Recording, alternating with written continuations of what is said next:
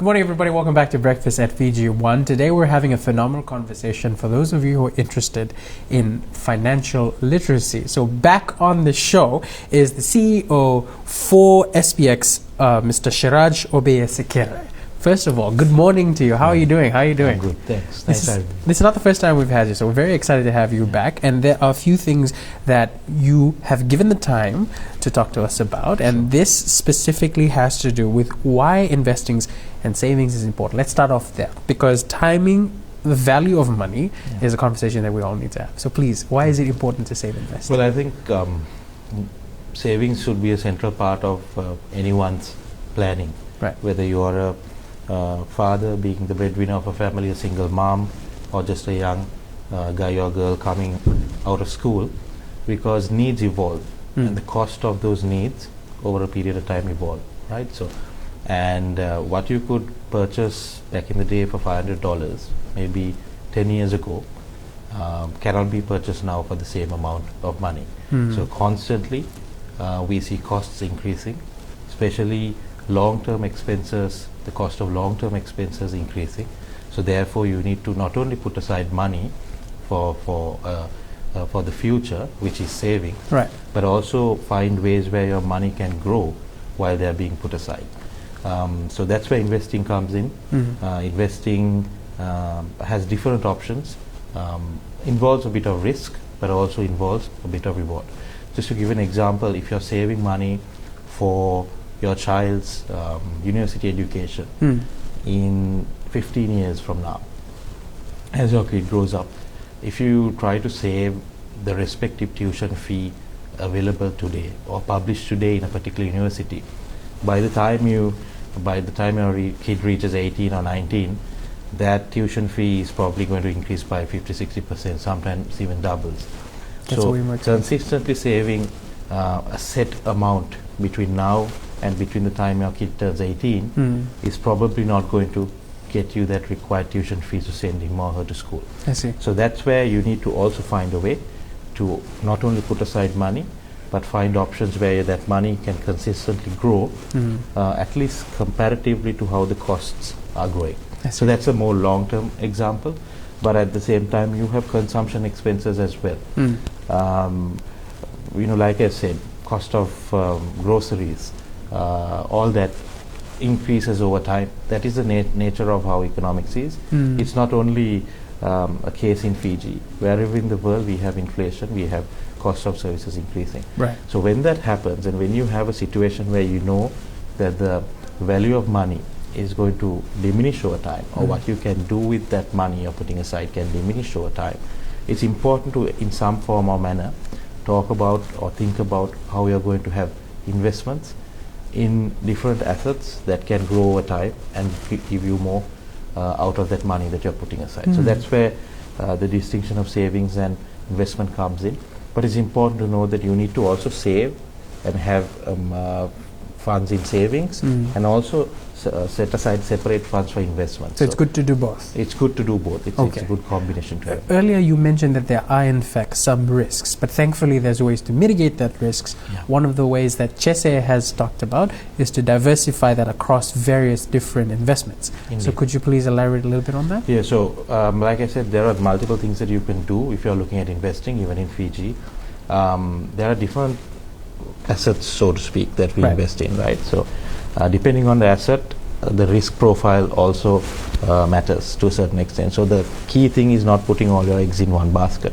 For an example, in Fiji, some of the options you have is investing in land, if you have that volume of funds. Another would be, of course, a very famous and popular go-to option, which is FNPF, which is Provident Fund or retirement-based investment, which is government-backed, again a very safe investment that gives a very good return. Unit trusts are another option, and also shares, investing in shares of companies that grow over time. So each of those have different kind of features. That's where diversification becomes important. An investment in land requires a lot of capital and funds. Absolutely. And also requires a fair amount of time and effort to convert to cash or to liquidate, so to speak. Retirement funds also have certain features where there are restrictions in terms of the level of funds that you can take and at which point. So shares also have different features. Shares tend to grow a lot more in a shorter to long term period compared to other assets. Right. So it's about putting your money in different assets where you can get a benefit in the long run and where you get a good combination that balances your risk. So, and it's not overly complicated, right? So you don't have to be a financial analyst to do diversification.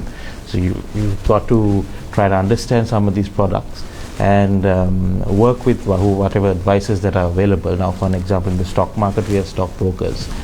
In unit trusts, there are experts that launch unit trusts.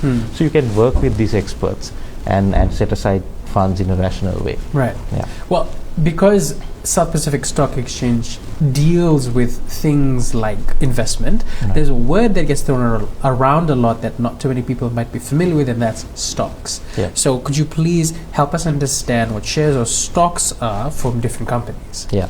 So you get different type of companies, right? So individual starting a business would be known as a sole proprietorship. Right. You and I starting a business would be known as a partnership. Okay. Then us along with a few friends starting a business would be a private entity, but it would have a separate legal identification and it would be a company, but it would be a private company.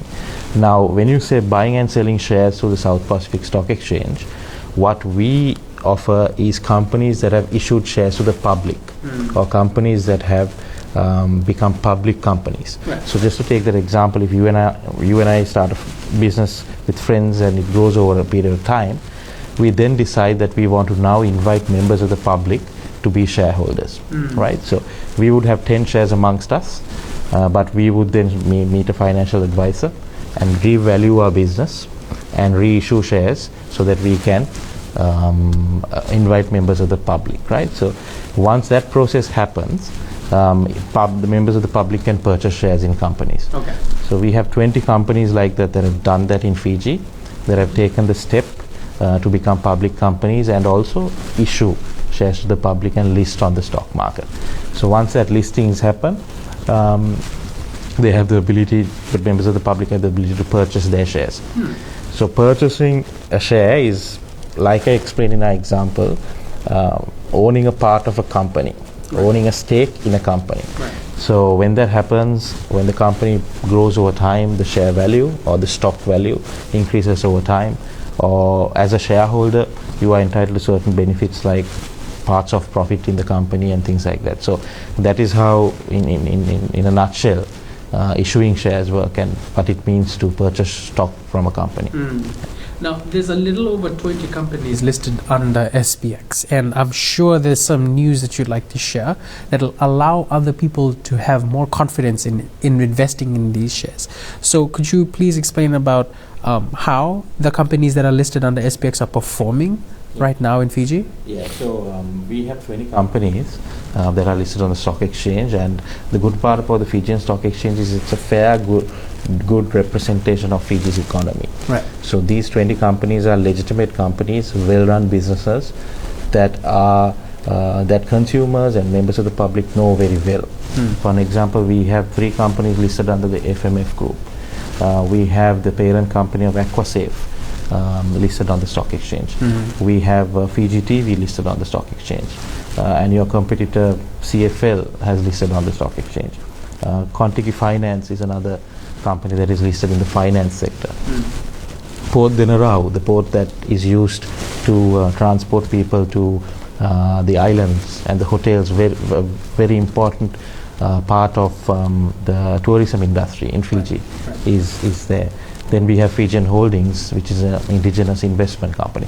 So those are all legitimate businesses. And the good part about that is you're investing in companies that you know, understand, and that are professionally run. In terms of performance, consistently we've seen the companies be profitable. Last year, 19 out of the 20 companies were profitable. And like I said, well-run, well-diversified businesses. So members of the public will be investing in those companies that are solid, that have a good, solid investment case, and that have demonstrated growth over a period of time. Okay. Well, so we'll be going on a short break right now, but don't go anywhere, folks, because coming up right after this break, we'll be continuing this very informative discussion.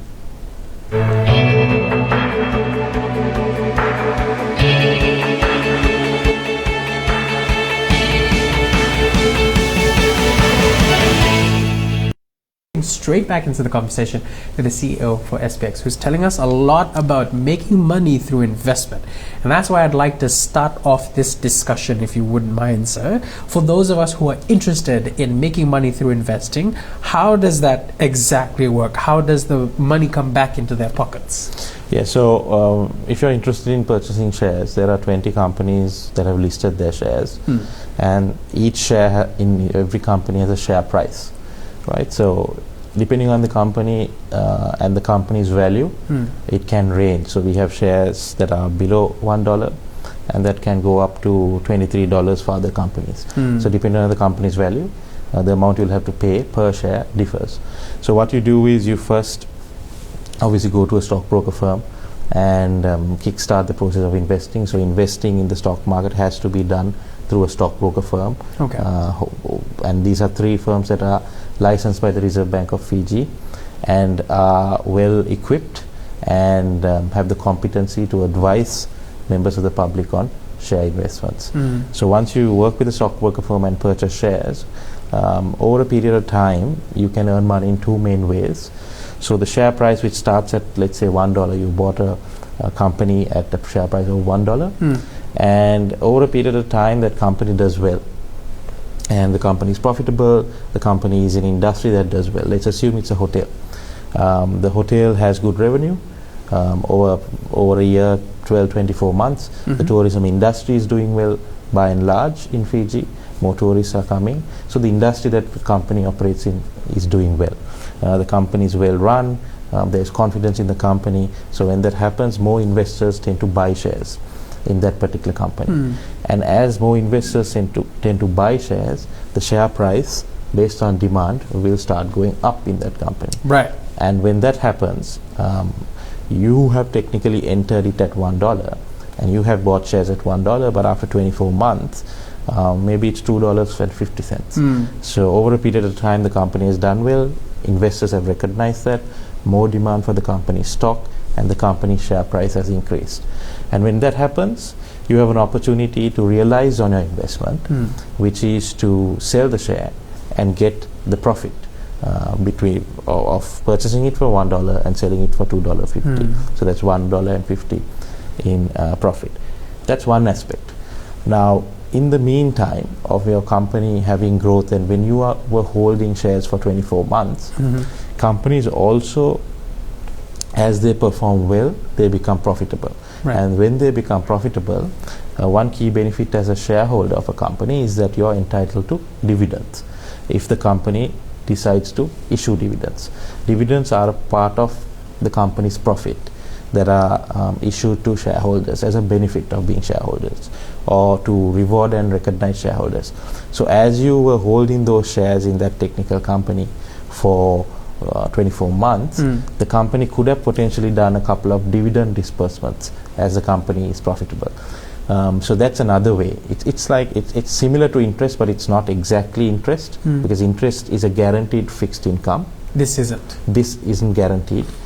Even companies that are profitable can decide not to pay dividends.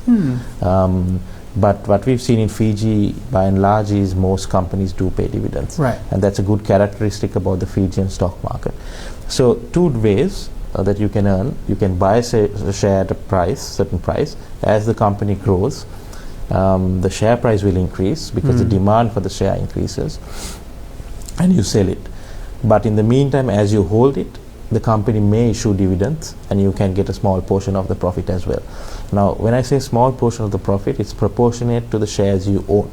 So if you own 1 share, the dividends will be probably, if it's a $1 company, it will be a few cents. But if you own a larger portion, it could be a few amount of dollars. Okay. But a couple of things have to come together for those benefits to be available. You have to buy shares in companies that are doing well or have a good growth prospect to do well. Because like we started the conversation, investments in shares are a future-oriented, long-term investment. So you've got to go with companies where you think have the potential to be stable over a period of time, and also not only be stable but grow. Right. So the company has to be in a good industry, for an example.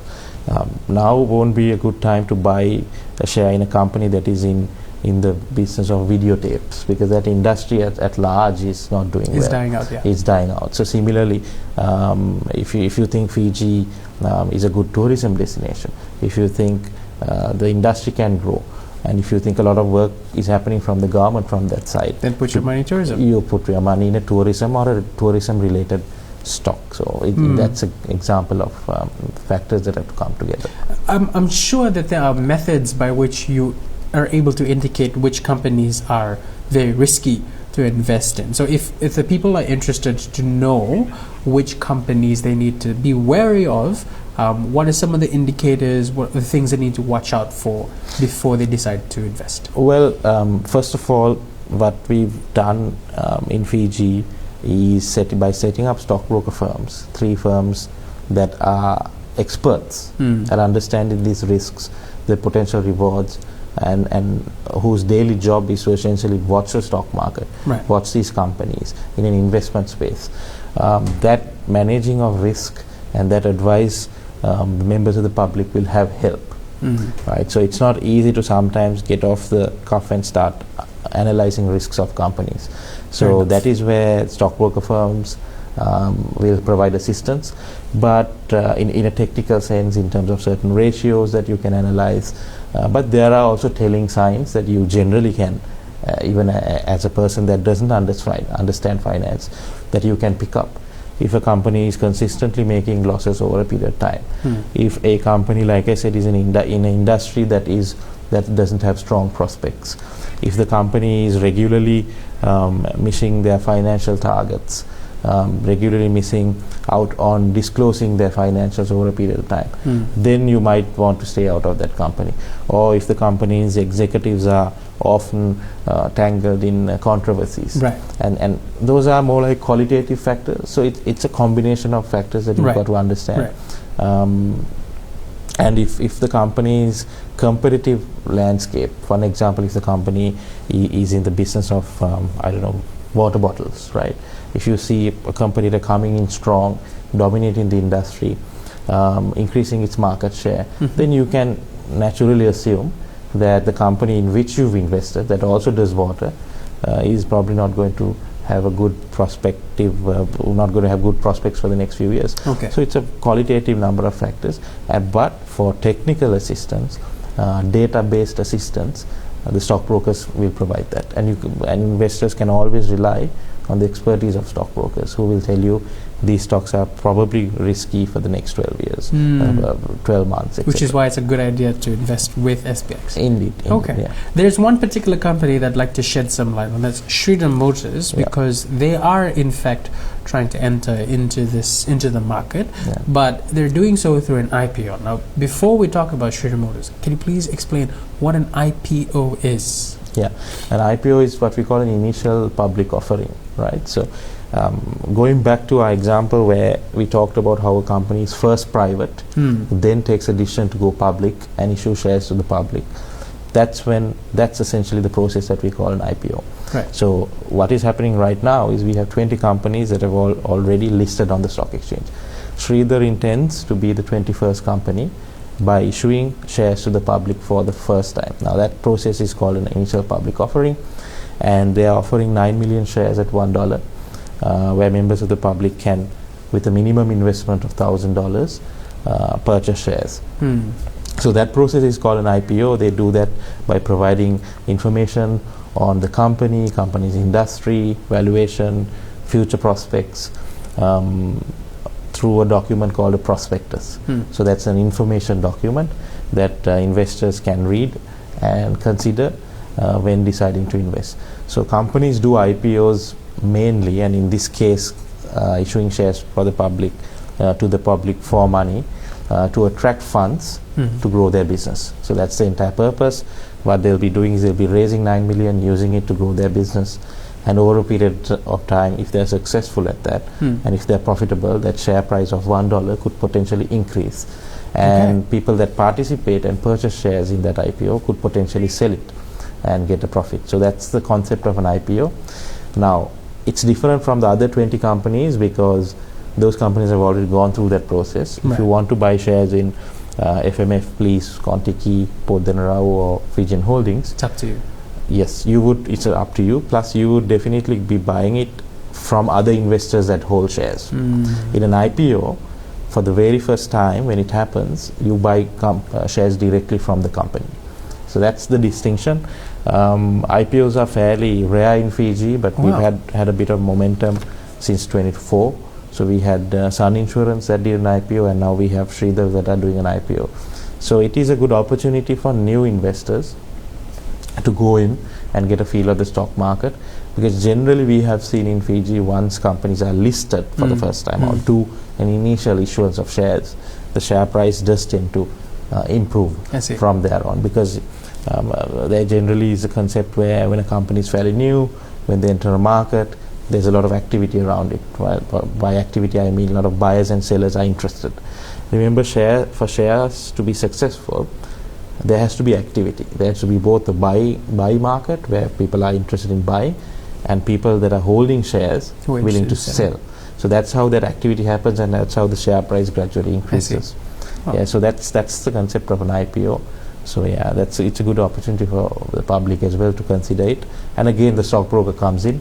I think I should probably mention the 3 stockbrokers. One is Kontiki Stockbroking, which is also a company that has operated in Fiji for a long time, and Fijian Holding Stockbrokers, as well as Fijian Stockbrokers. So those are 3 firms that members of the public can easily Google and find the contact details and can speak to about investing in the market, whether it's in the IPO or even buying shares in another in one of the other 20 companies. I see.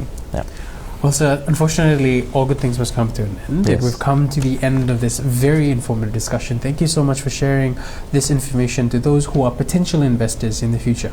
Before we wrap up, do you have any final thoughts or message you'd like to give to potential investors watching today? Yeah, look, I think potential investors should always consider the importance of investing for the long term. There are multiple options available in Fiji. Diversification is also important, not putting all your eggs in one basket. Having a good combination. Most Fijians have FNPF. You can think about unit trusts. You can also look at investing in shares of companies. But the important part is to do something to invest wherever you are investing. Take informed decisions, and finally, always turn to regulated investment options. I know there are a lot of scams going around on social media, people promising a lot of things.